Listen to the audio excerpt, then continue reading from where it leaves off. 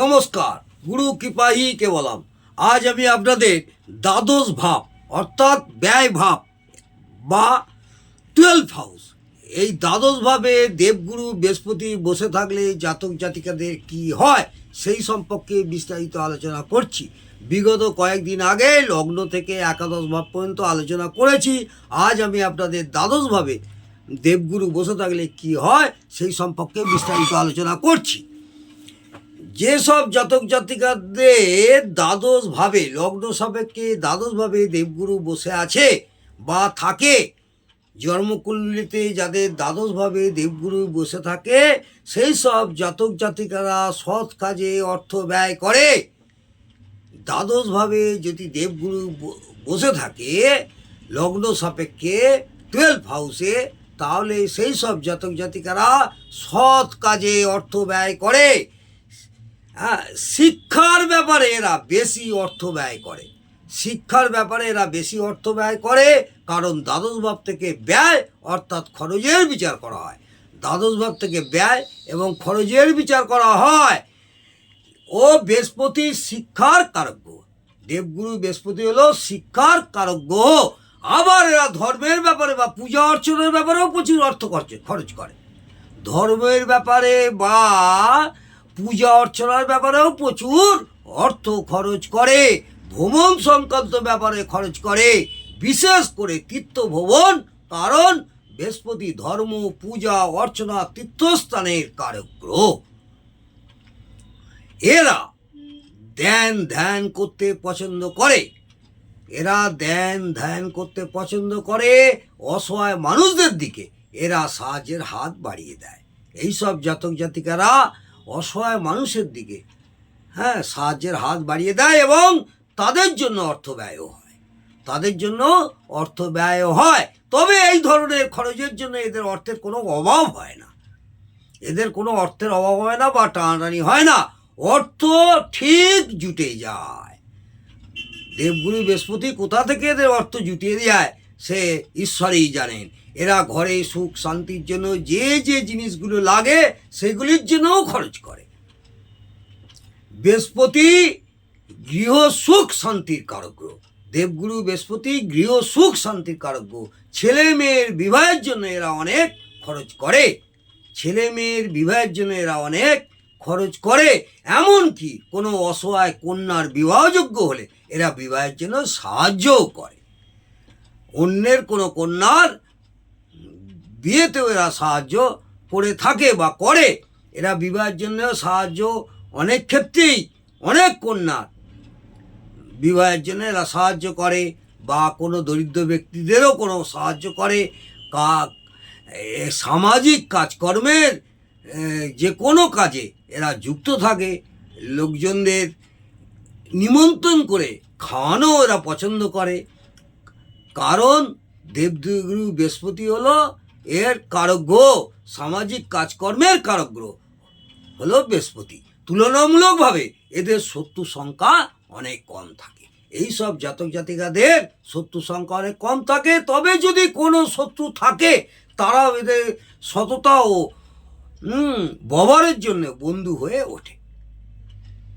সাময়িক একটু শত্রুতা হয়, পরে বন্ধু হয়ে ওঠে, কারণ ষষ্ঠ ভাব থেকে শত্রুর বিচার করা হয়। ষষ্ঠ ভাব থেকে আমরা শত্রুর বিচার করি, আপনাদের আগেও বলেছি।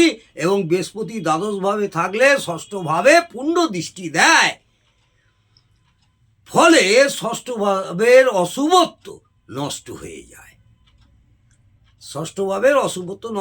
যায় এবং শত্রু মিত্রতে পরিণত হয়। বন্ধুপূর্বক ব্যবহারও করে এবং তারা শত্রু মিত্রভাবে আপন হয়ে যায়। এইসব জাতক জাতিকাদের এরা ধর্মের খুব বড় প্রচারক হয়। ধর্মের ব্যাপারে খুব বড় প্রচারক হয়, এমনকি আধ্যাত্মিক জগতে এরা প্রচুর উন্নতি করে। এইসব জাতক জাতিকারা আধ্যাত্মিক জগতে প্রচুর উন্নতি করে, ঈশ্বরের সাধনায় নিজেকে নিয়োজিত করে, কারণ দ্বাদশ ভাব থেকে মোক্ষ লাভ অর্থাৎ সংসার জীবন থেকে নিজেকে সরিয়ে নিয়ে গিয়ে মোক্ষের অর্থাৎ ঈশ্বরের চেতনায় মগ্ন হওয়া, বা সংসার থেকে বিচ্ছিন্ন হয়ে ঈশ্বরের সেবায় নিজেকে যুক্ত করা, লোকচক্ষুর আড়ালে। এই বৃহস্পতি অশুভ হলে এই অর্থ অন্যদিকে ব্যয় হয়ে যায়। এই বৃহস্পতি যদি অশুভ হয় এই অর্থ অন্যদিকে ব্যয় হয়ে যায়। অর্থাৎ পূজা অর্চনা বা ধর্মের ব্যাপারে খরচ না করে আমোদ প্রমোদের জন্য, সাজ পোশাক পরিচ্ছন্ন, বিলাসিতা মনোরঞ্জনের জন্য ইত্যাদি কারণেও খরচ হয়ে যায় যদি দেবগুরু বৃহস্পতি এইসব জাতিকাদের অশুভ অবস্থায় থাকে এবং অনেক ব্যয়ও করে ফেলে। এদের পার্টনারের রোগের জন্য ব্যয় হয়, কারণ লগ্ন সাপেক্ষে সপ্তম ভাব থেকে পার্টনারের বিচার করা হয়।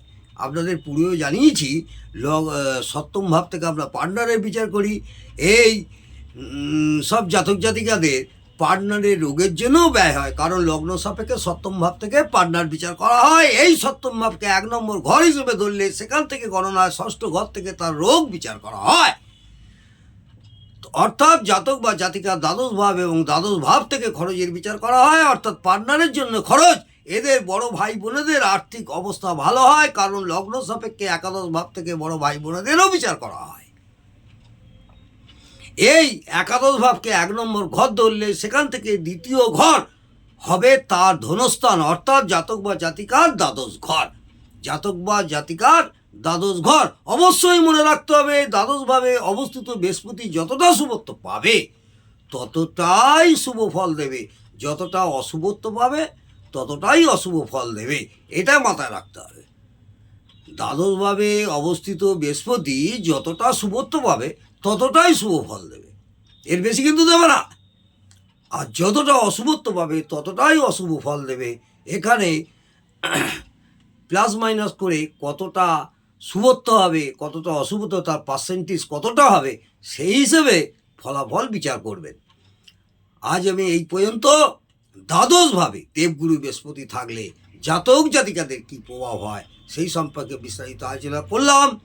আগামী দিনে আরও ভালো ভালো আপনাদের ভিডিও উপহার দেবো, এবং আপনাদের যদি ভালো লাগে কমেন্টে জানাবেন, আমি আনন্দিত পাবো। এবং একটি লাইক করে উৎসাহিত করবেন এবং সাবস্ক্রাইব করে বেল আইকনটা টিপে দেবেন যারা আমার চ্যানেলে নতুন। এবং যদি ভালো লাগে বন্ধু বান্ধবদের আমার এই ভিডিওটি শেয়ার করলেও অনেক ভালো লাগবে। এবং কিছু কিছু ভিডিও আরও আপনাদের জন্য তৈরি করছি। আগামী 2025 সালে 12টা রাশি বা 12টা লগ্নের কী ফল হবে সেই সম্পর্কে আলোচনা করব। জানুয়ারি মাস থেকে ডিসেম্বর পর্যন্ত জাতক জাতিকাদের 12টা রাশি এবং 12টা লগ্নের কী প্রভাব পড়বে সেই সম্পর্কে বিস্তারিত আলোচনা করব। অবশ্যই এই সব ভিডিও পেতে হলে আপনাদের সাবস্ক্রাইব করে বেল আইকনটা টিপে রাখবেন। নমস্কার, ভালো থাকুন, সুস্থ থাকুন, আনন্দে থাকুন। জয় মা তারা।